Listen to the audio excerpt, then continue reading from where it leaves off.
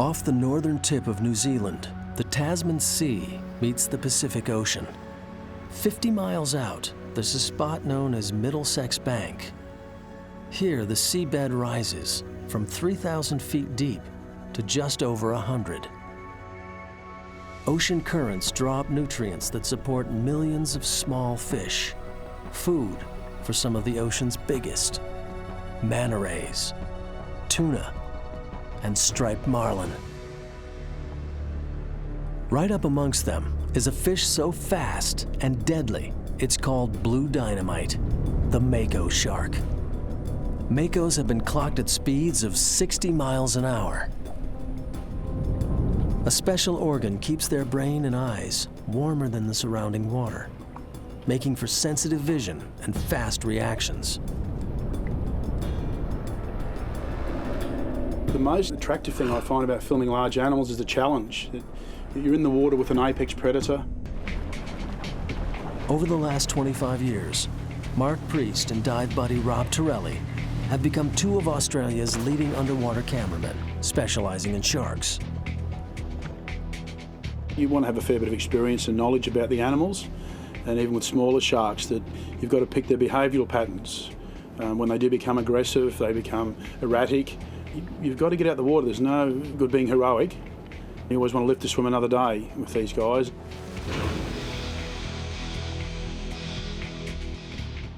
There's always a risk when you're filming shots like these. But by learning more about wild animals, we also discover how to avoid conflict with them. Sharks locate their prey by homing in on the small electronic signals every creature gives off. Electronic shark repellents take advantage of this by creating a powerful electric field around a diver. It doesn't hurt the shark, it overwhelms its senses, like the bang of a firecracker would startle a human. Mark and Rob want to test the electronic repellent with Mako Sharks. They've baited the water to bring the sharks in, and they're in luck. A mature female is cruising around.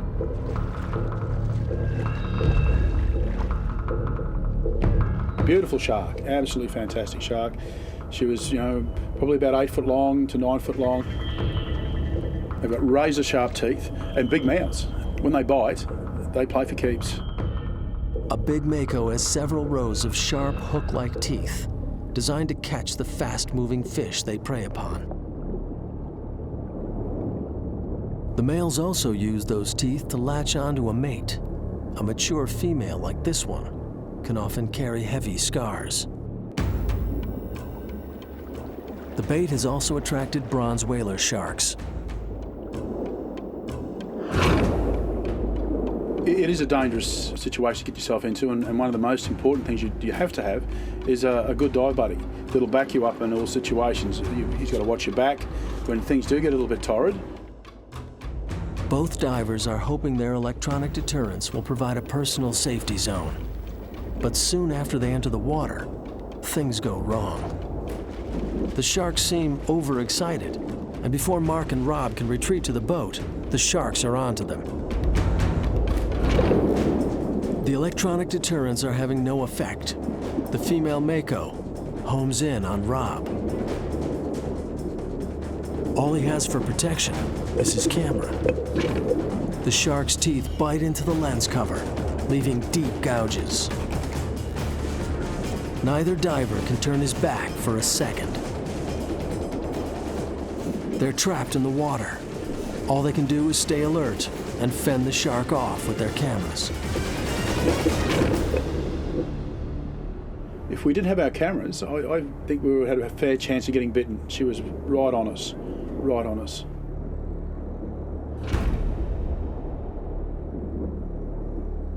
After half an hour, the Mako seems to tire and lose interest.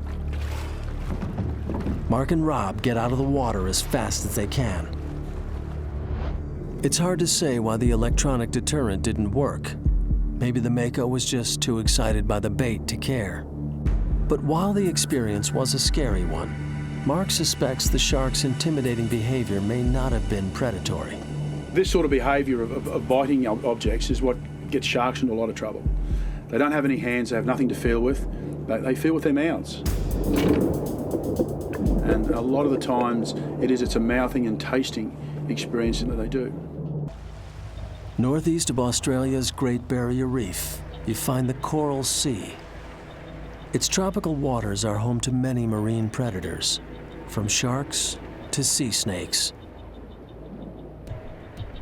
It's here that underwater cameramen Mark Priest and Rob Torelli are filming a shark many divers fear above all others: the tiger shark. When a tiger shark's hungry, it will eat almost anything. They're known as the trash can of the sea. Any diver who sees a tiger shark on the hunt should swim gently away and get out of the water.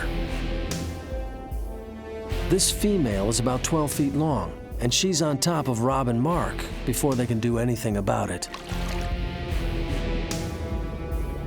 She seemed to become more agitated. She looked hungry. Both divers want to give the shark some space, but they can't swim away. You don't turn your back on a hungry tiger shark. If I'd have turned away, I think she would have kept coming. So I had to keep basically holding my ground, letting her know that I was formidable too.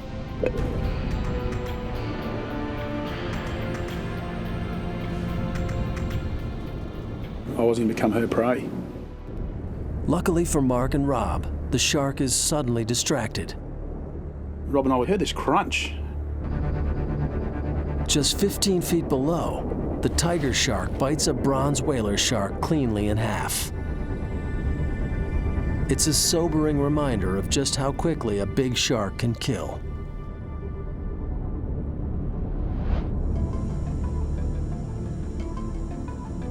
Despite the danger, the opportunity to see sharks in action keeps Mark and Rob coming back.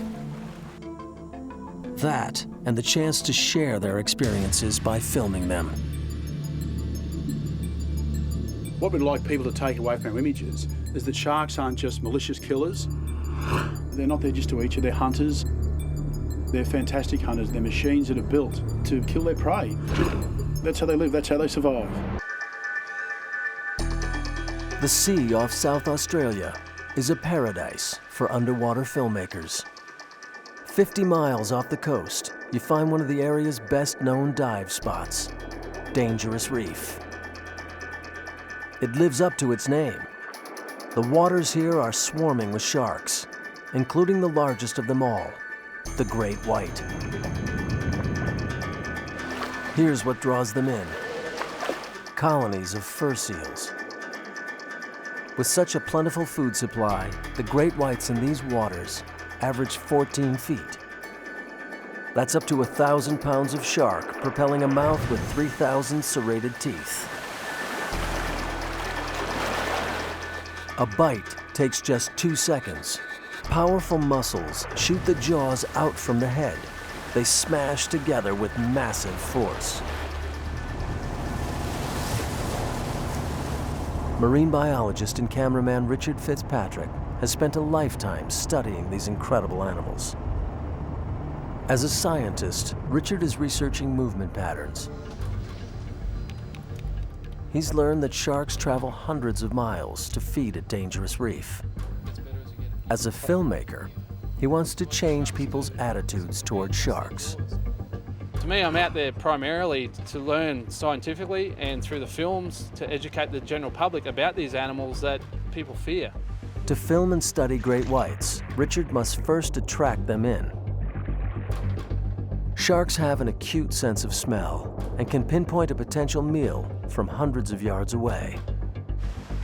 Large chunks of tuna keep the sharks interested. Richard films them with a video camera on a long pole. He's after good close-ups to accurately identify individuals for his research. Great whites, like all animals and like us, all unique in terms of scars and body patterns and things like that. So we use a video camera to visually identify the sharks. When a shark nears its quarry, superb eyesight comes into play. Great whites are the only sharks that use their eyes both below and above the water to check out prey. But their final attack is made blind. Their eyes roll back to protect them from damage.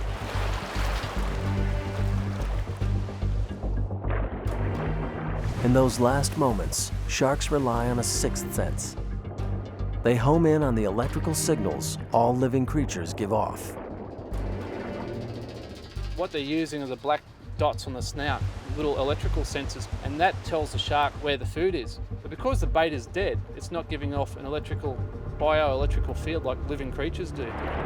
But a camera gives off a strong electrical field. The sharks can mistake it for potential prey, and one of them is about to get the wrong end of the stick. Richard is filming a large tagged male. The shark passes close to his camera. Then he loses sight of it. But the shark doubles back. He bites the camera and pulls Richard overboard. It's a very surreal experience because in your mind's eye you actually think you're going down the mouth of the shark. Now, Richard is in the water with feeding great whites. And the shark just spat the camera. I quickly threw the camera back up on the deck and then climbed out. I call it a virtual shark attack, and it's the closest thing to a great white shark attack you're going to get without physically having teeth and puncture marks on your body. For the rest of the day, Richard is in a state of shock, but he gets an incredible shot.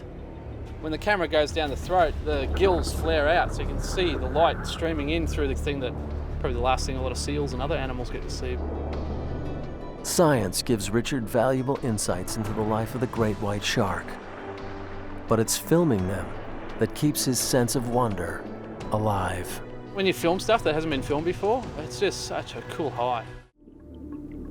Osprey Reef, an isolated dot of coral in the middle of nowhere.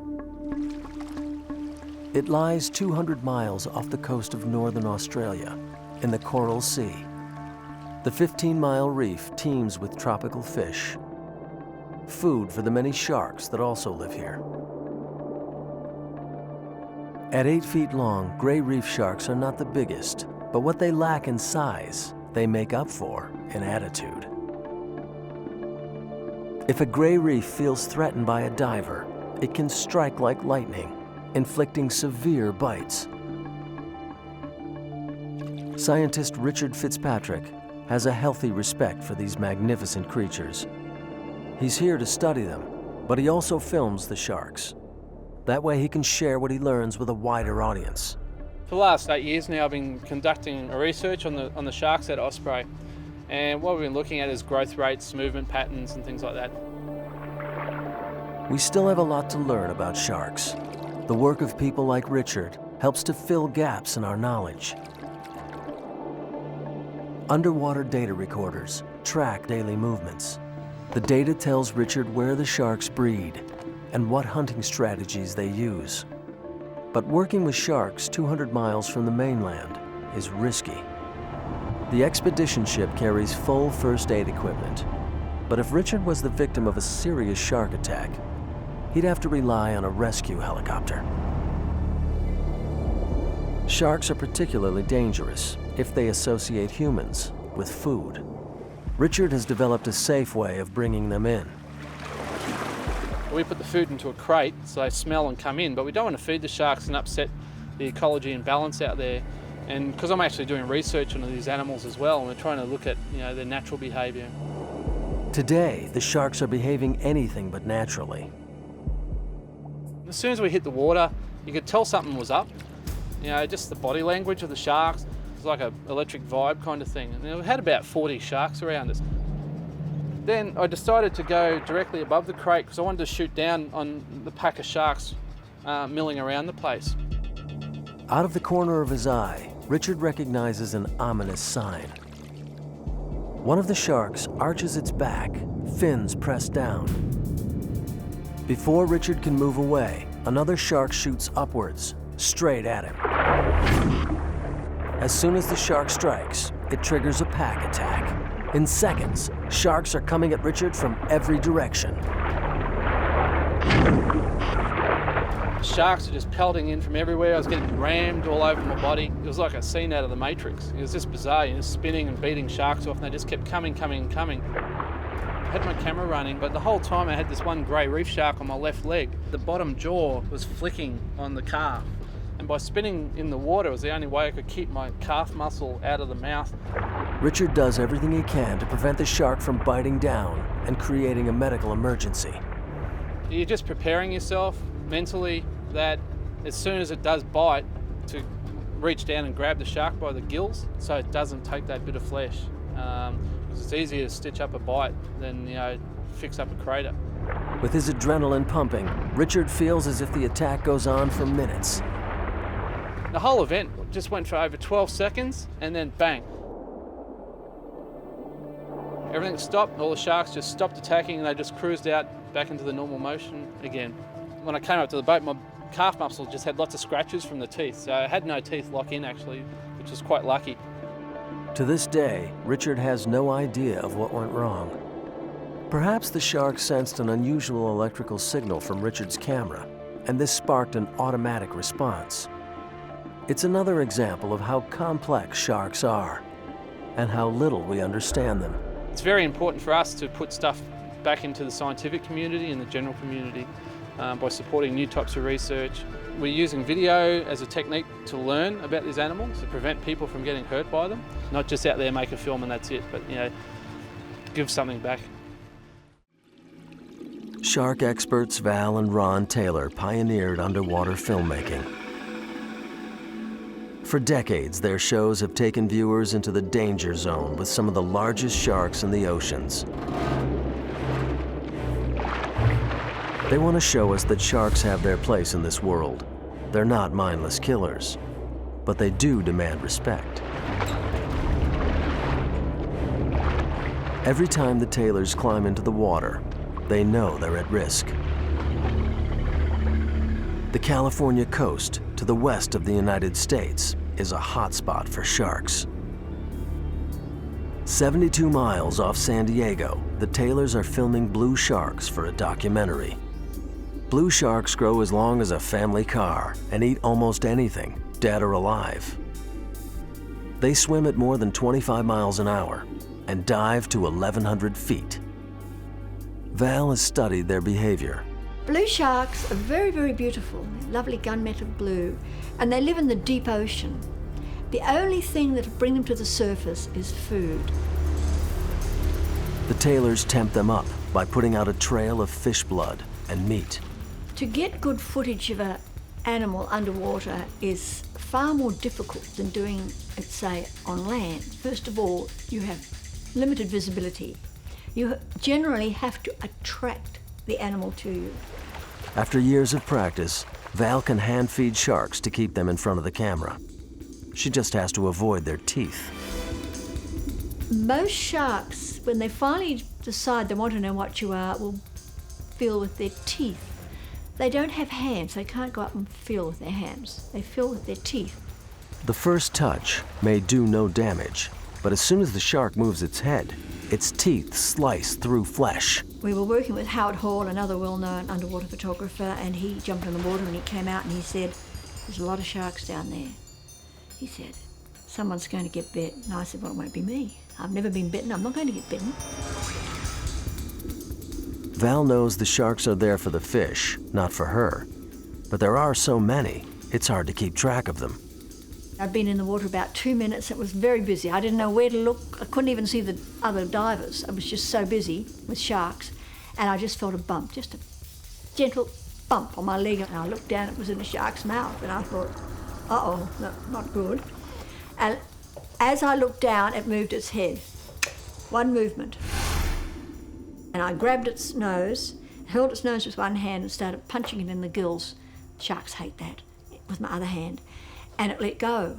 And when it let go, the blood squirted out just like you turned on a tap. And I thought, I'm going to bleed to death. When the shark realizes Val isn't bait, it lets go.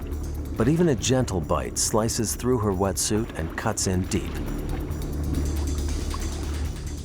I actually grabbed my leg, and this finger, my big finger, disappeared through the wetsuit into the cut and I felt the warmth. Val's nightmare is just beginning. With fresh blood in the water, the shark is back. Val knows she's in the shark's territory. Bitten and bleeding, she's fighting for her life. The shark came back and I beat him off again. And then I swam to the surface, got to the surface, and I called out to the guys on the boat, get the cameras rolling, get the sound on, I've been bitten by a shark, I think it's bad. Most of the people in the water hadn't realised I'd been bitten. I tell you, it's cut right through my leg. How bad is it? Oh. I had to look. Oh! Lie down, Laura. Lie down. Sit down. Oh, yeah, it's a bad one. Yeah. Yeah, that'll have to be stitched. It looks like the teeth are going in about 1.5 inches. I know. And into the flesh that way. I know it's a nasty one. The wound needs urgent attention. The Coast Guard helicopter races Val to the hospital. 300 stitches later, her leg is saved, but her foot has been numb ever since.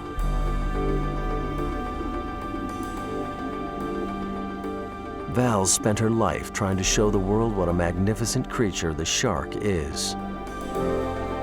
The attack hasn't changed her feelings. She's still passionate about sharks. Sharks should be respected and loved and admired. They are the perfect creature, nature's perfect invention. She hasn't seen fit to change them in 200 million years.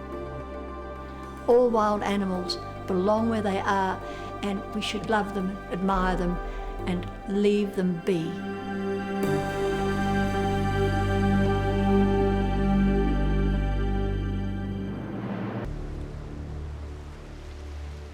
The coast of Patagonia, at the bottom of South America, is wild and remote, which makes it a popular hangout for sea lions. Each year they gather here to give birth and breed. And each year they're followed by killer whales.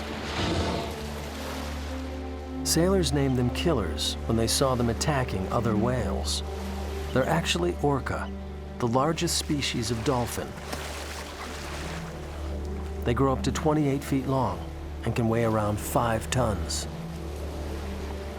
48 4-inch teeth grab their prey, which they swallow whole. This is the ultimate ocean predator. Filming them for the first time was an unforgettable experience for American cameraman Paul Atkins. Paul's been making wildlife documentaries for over 20 years. He's filmed from the tropical Pacific to Antarctica.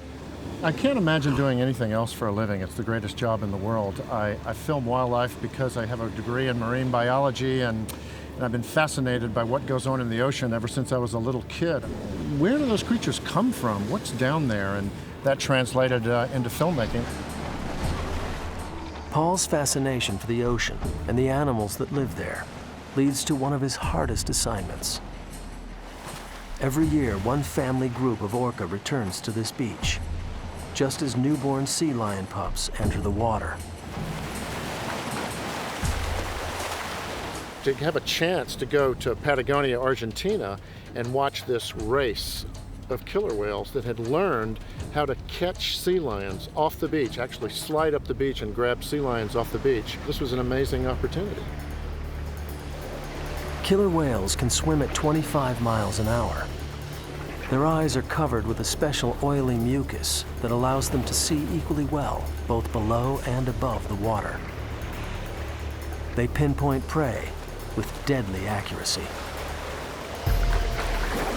In 5 weeks of shooting, there were 2 fantastic days where these males came in and slid right up the beach, caught the sea lions, and just gave us a really spectacular show.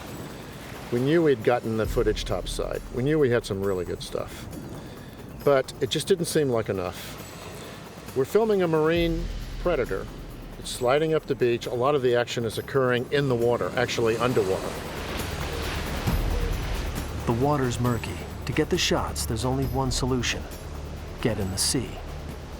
But it's a dangerous proposition. A diver in a wetsuit looks a lot like a sea lion, the orca's prey. And we ask all the local divers, have you ever been in the water with killer whales in these waters? And if so, what happened? Almost all the divers told us they thought it would be suicide to get in the water with the killer whales. Paul watches the orca and notices something very interesting. What we saw was that they were incredibly selective at what seals they attacked and what seals they ignored. They seemed to be primarily after the young pups. Now, if they're that sophisticated in detecting a baby sea lion from an adult sea lion, we figure they're not going to confuse a diver with a sea lion. That's what we figured anyway. Working with wildlife means taking one step at a time. Paul tries filming the orca in the channel that leads to the beach.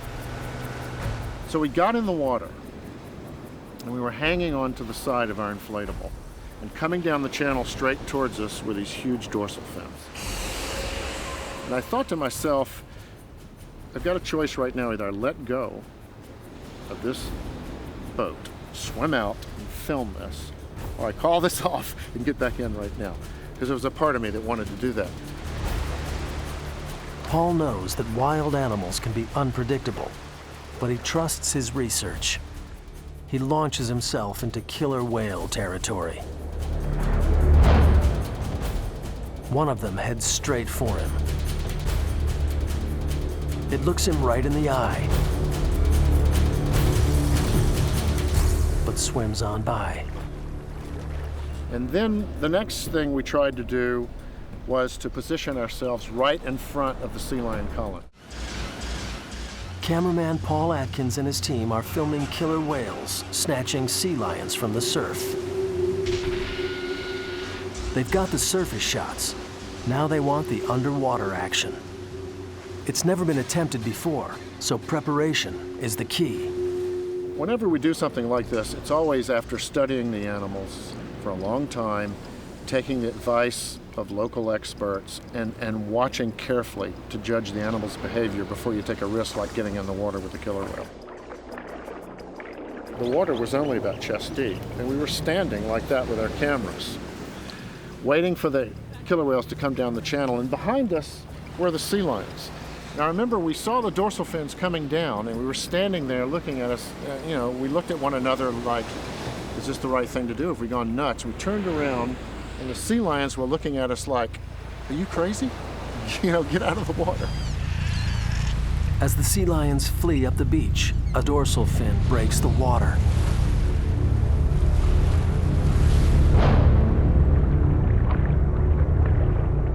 A huge head appears in the murk. The killer whale sizes Paul up. Then he slides by.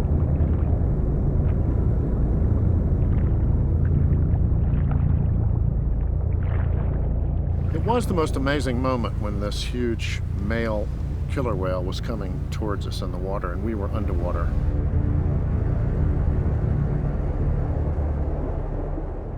Paul's shots become a famous first in wildlife filmmaking, but it's connecting with the orca that Paul remembers. I find that moment, to be the most intimate moment you can ever have with wildlife, when you actually make eye contact with an animal. It's extraordinary. Those intimate moments are what Paul treasures most. I don't do these things because I'm an adrenaline junkie. I don't get off on risk-taking necessarily. I do it because I want to record something which has never been seen before and experienced before, and I want to share something about the natural world with the audience. That's why I do it.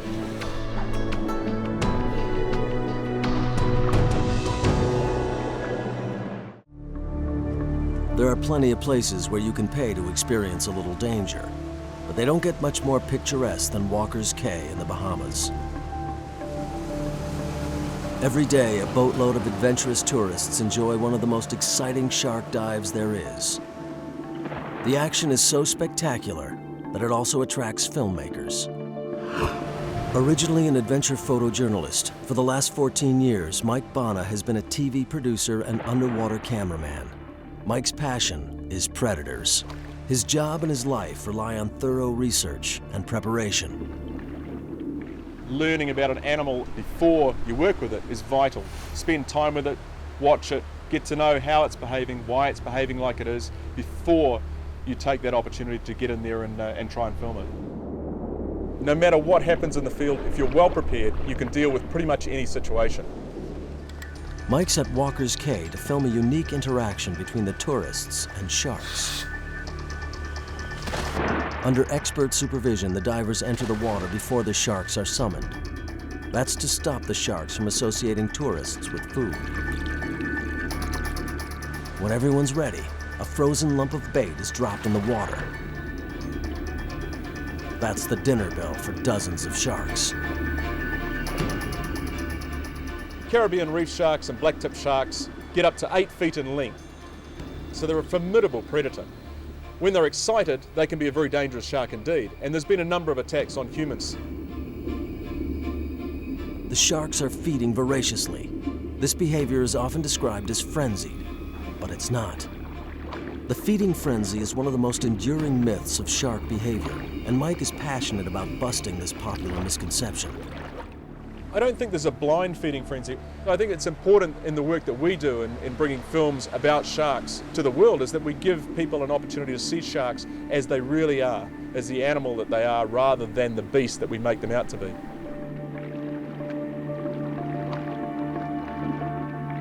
Sharks have exquisitely tuned senses. An acute sense of smell guides them to their next meal. In dim light, their eyes are better than cats.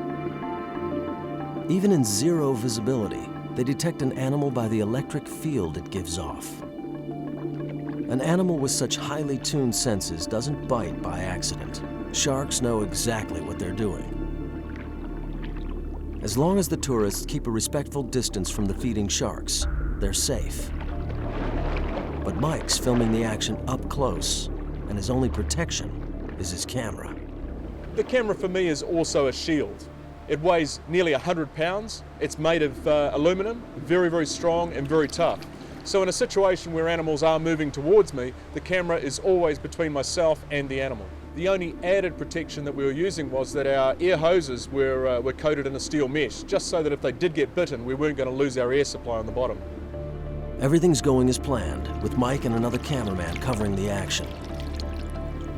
The sharks are only interested in the frozen bait, but then things go seriously wrong. A chunk of bait breaks off, and suddenly a gang of hungry sharks is heading toward Mike. The block of fish came straight at me, and at that point I could no longer keep the camera between myself and the sharks. If Mike panics, the sharks will know. They sense fear because they are able to detect the electrical fields around your body. They detect things like rises in pulse rates. So when your heart starts to race, and that animal can actually sense that. Mike is surrounded. In the confusion, one shark misses the bait and instead bites Mike. The fish came in beside the camera, and I had one of the sharks actually grab my arm in its mouth. I could hear the other divers underwater screaming and yelling in the background, because immediately people expect that there's going to be a major incident when a whole bunch of sharks converge on a diver.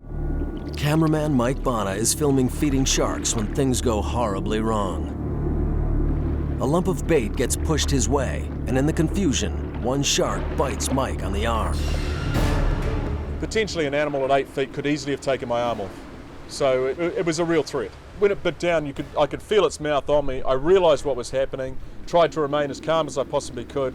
If I had panicked in that situation, what I would have done is I would have given the shark a fright. Now, all animals have a fight or flight response to situations that they're put in. If you put an animal under stress, it's either going to fight its way out of the situation or it's going to try and run. His arm in the shark's mouth, Mike fights the urge to struggle. His expert knowledge tells him the shark will let go. Now, it quickly realised that I wasn't the fish, instantly released and carried on with the rest of the sharks. Mike comes away completely unscathed. The shark's teeth haven't even punctured his wetsuit. He's living proof that it takes nerves of steel to be a wildlife cameraman. If I had have reacted, then the situation would have changed dramatically. It is about remaining calm and collected. Being taste tested by sharks isn't the only danger Mike's faced. Soon after, he's on location in the Philippines. This time, he's searching for the elusive thresher shark.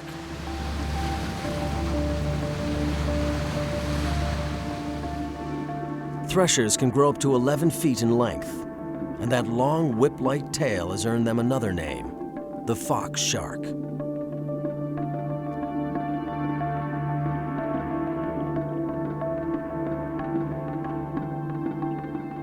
Threshers live in open water, but are notoriously shy, a combination that makes them very difficult to film. It's often only possible at cleaning stations.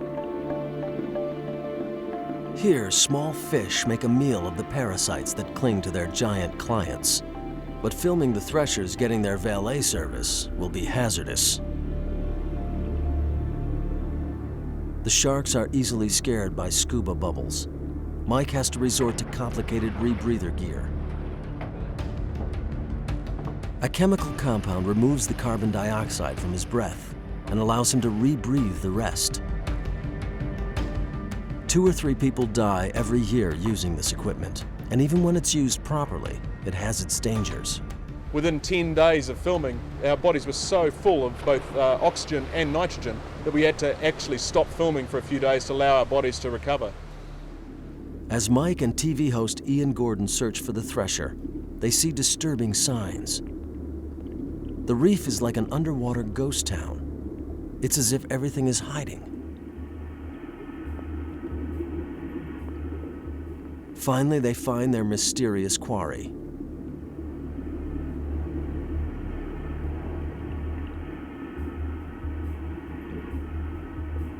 But as they're filming, an unexpected hazard literally leaves them stunned.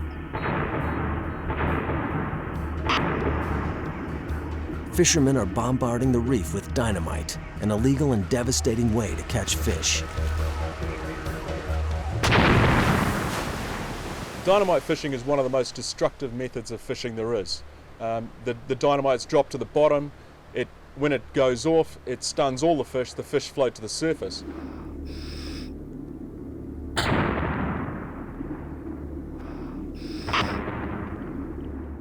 It's like somebody hitting you. It's a pressure wave, so it's actually shocking your entire body.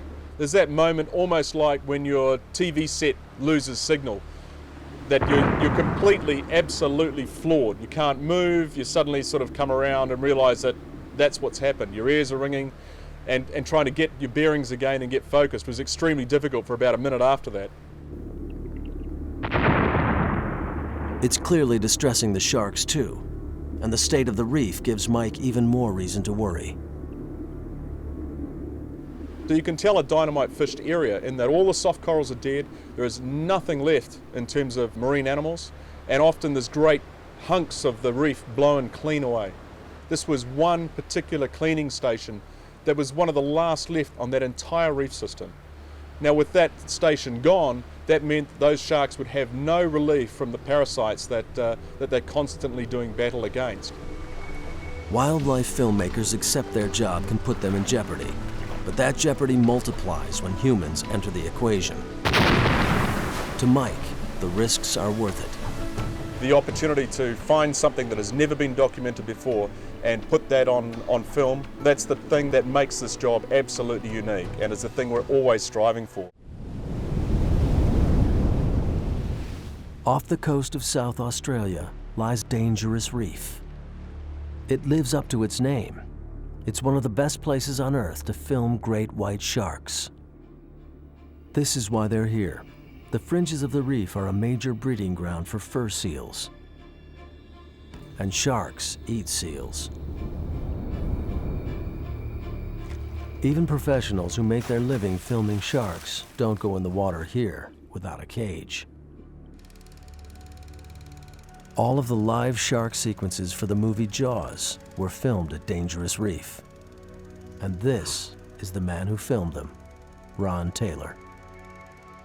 Even after 50 years of filming sharks, Ron still remembers the first time he saw a great white up close.